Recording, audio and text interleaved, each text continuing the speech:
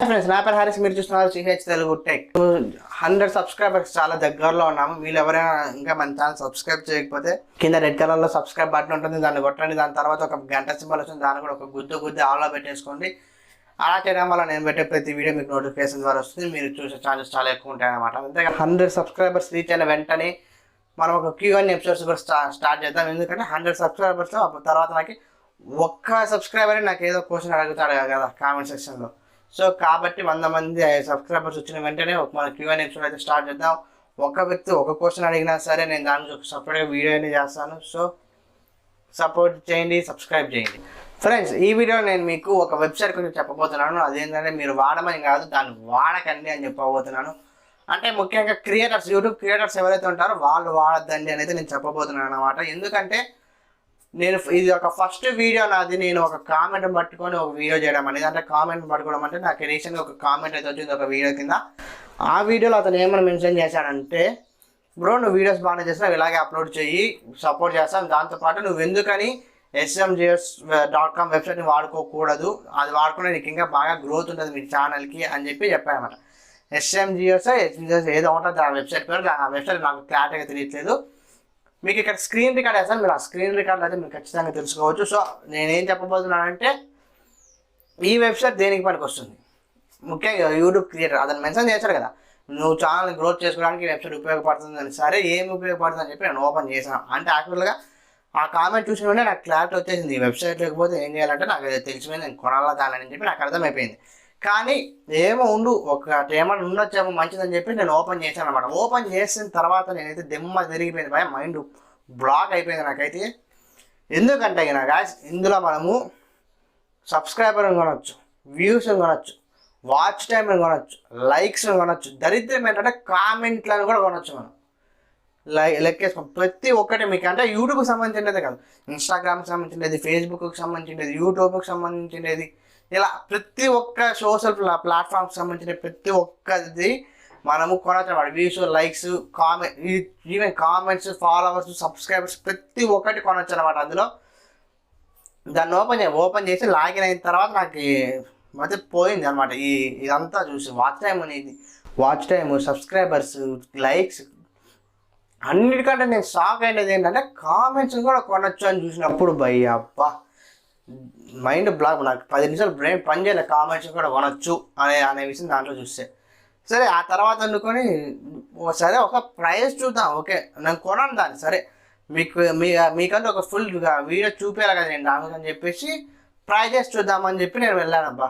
ఆ ప్రైజెస్ చూసిన తర్వాత అస్సలు అమ్మమ్మ ఏదే $100, $170, $255 అంతా ఇంతే. $100, $150 ఎట్లా ఏంది కొనేది? ఇప్పుడు మనకి $1 వచ్చి 75 రూపీస్ ఉంది అనుకుంటా. మనకి ఇప్పుడు 75 అంటే వద్దు, ఇంకా తక్కువ, ఒక 70 రూపీస్ వేసుకుందాం. మనం ప్రజెంట్ $1 విలువ మన ఇండియన్ కరెన్సీతో కన్వర్ట్ చేసుకుంటే కానీ 70 రూపీస్. ఎగ్జాంపుల్ 70 రూపీస్ అంటే ఇప్పుడు $100 అంటే 7,000, $150 అంటే 10,000. సచ్చింది గొర్రె. అంత పెట్టి మనం దాన్ని కొన్నామంటే మనకి ఏమైనా యూజ్ ఉంటుందా? అంటే మీకు తెలిసిందేదే, మనకు ఒక యూట్యూబ్ కంటే మానిటైజేషన్ కావాలంటే కొన్ని రూల్స్ ఉన్నాయన్నమాట.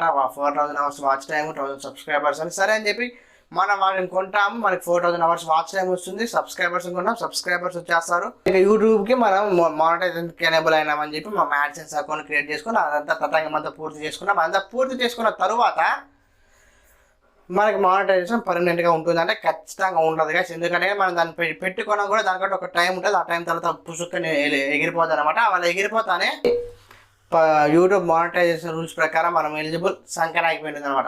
అప్పుడు ఎలిజిబుల్ మనకు 4,000 అవర్స్ వచ్చింది, 1,000 సబ్స్క్రైబర్స్ వచ్చినారు, ఫస్ట్ అప్పుడు ఇచ్చేస్తున్నారు. ఇవన్నీ ఎప్పుడైతే ఎన్నికి తిరిగి వెళ్ళిపోయినాయో వెంటనే యూట్యూబ్ మనకు వచ్చేసి మనకి గాలి చేస్తుంది అనమాట. మానిటైజేషన్ని ఆపేస్తుంది. ఎందుకంటే రూల్స్ ప్రకారం మన దగ్గర వాళ్ళకి సంబంధించిన కంటెంట్ లేదు కాబట్టి, వాళ్ళ రూల్స్ ప్రకారం వాళ్ళ ఛానల్ లేదు కాబట్టి. సో సరే అవి జెన్యున్గా ఉన్నాయి అనుకుందాం. అవి కట్ అయి 1,000 సబ్స్క్రైబర్స్ వెళ్ళిపోలేదు, వాచ్ టైం వెళ్ళిపోలేదు. సరే అవి రెండు అలాగే ఉన్నాయి అనుకుందాం. కానీ యూట్యూబ్ ఎవ్రీ 6 మంత్స్కి ఒకసారి, 6 మంత్స్కి ఒకసారి, 1 ఇయర్కి ఒకసారి ప్రతి ఛానల్ని మాన్యువల్గా చెక్ చేస్తుంది. అలా చెక్ చేసినప్పుడు ఏవైతే మనకి ఫేక్గా వ్యూస్ ఉన్నా కానీ, ఫేక్గా సబ్స్క్రైబర్స్ ఉన్నా కానీ, ఫేక్గా వాచ్ టైం తెచ్చుకున్నా కానీ ఇవన్నీ యూట్యూబ్ ఏమైనా కనిపెట్టింది అంటే కానీ అవన్నీ యూట్యూబే తీసేస్తుంది మన ఛానల్ నుంచి ఎలిజిబుల్గా లేనట్టు.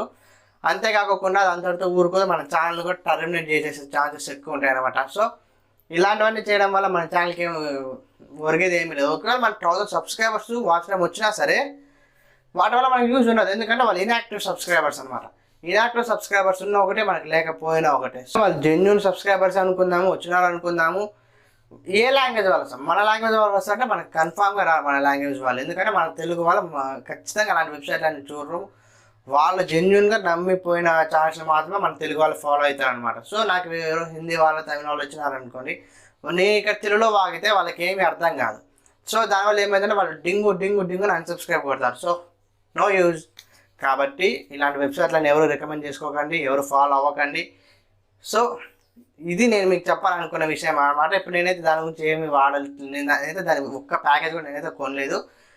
మీకు ఈ విషయం చెప్పాలి అని చెప్తాను. ఒకవేళ మీరు కామెంట్ చేసిన వ్యక్తి మీరు కనుక ఈ వీడియో చూస్తున్నట్టయితే మీరు దయచేసి ఫీల్ అవ్వకండి. ఇది జస్ట్ నేను చెప్పాను అన్నమాట, నేను ఇలాంటి ఫాలో అవ్వను అని చెప్పడానికి నేను మీకు చెప్తున్నాను అనమాట.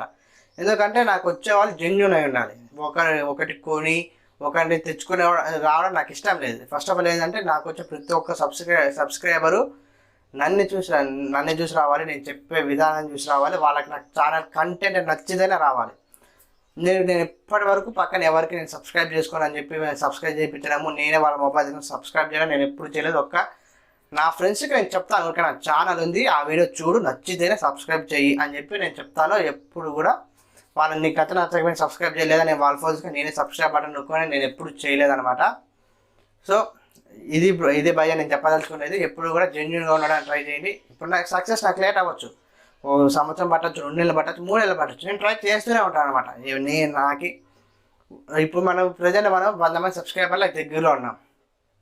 100 మంది సబ్స్క్రైబర్లు అయిపోయారనుకోండి, 100 మంది సబ్స్క్రైబర్లు అయిన వెంటనే మనకి ఇది కస్టమ్ యూఆర్ఎల్కి ఎలిజిబుల్ అవుతాం అనమాట. సో వెంటనే నేను ఒక బ్యానర్ కట్టేసుకొని నా ఛానల్కి నేను ఒక కస్టమ్ యూఆర్ఎల్ని అయితే క్రియేట్ చేసుకుంటాను అనమాట. అంతే, ఇంకా అంతకుమించి ఇంకేమీ లేదు.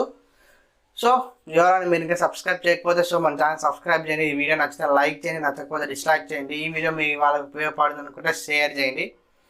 అంతేకాకుండా ఇంకేమీ లేదు.